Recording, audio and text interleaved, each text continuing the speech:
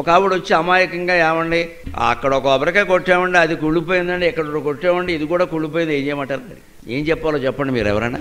నాకు జాలేసింది నిజంగా. పెద్ద వయస్సు ఆవిడకి ఏదో మనసులో శంక ఉంది. అంటే పాపం ఆవిడకి బెంగ ఏమిటంటే ఈ కొబ్బరికాయ కుళ్ళిపోవడం అనేది మనకి జరగబోయే అశుభానికి ఏమన్నా సూచనేమో.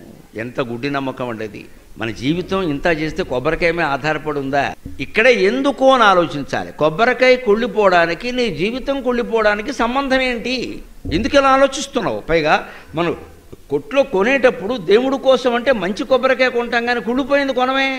మనం కావాలని చిత్తశుద్ధితో దేవుడికి మంచి కొబ్బరికాయ కొట్టాలని మనం ప్రయత్నం చేసినప్పుడు అదేదో అనుకోకుండా లోపల కుళ్ళిపోతే మనం ఏం చేస్తామండి? అది అమ్మేవాడికి తెలుసా, మనకి తెలుసా? అలాగనే ఏమండి దేవుడికి తెలుసు కదండి, నా చేతికి మంచి కొబ్బరికాయ ఇచ్చేలా చేయొచ్చు కదండి, దేవుడికి వేరే పని ఏమి లేదా? నీ కొబ్బరికాయ లెక్కెట్టుకుంటూ కూర్చుంటాడా? అంచేతను మనం ఈ ఎందుకు అన్న ప్రశ్న వేస్తే ఈ ఆలోచన పక్కకి వెళ్ళిపోతుంది.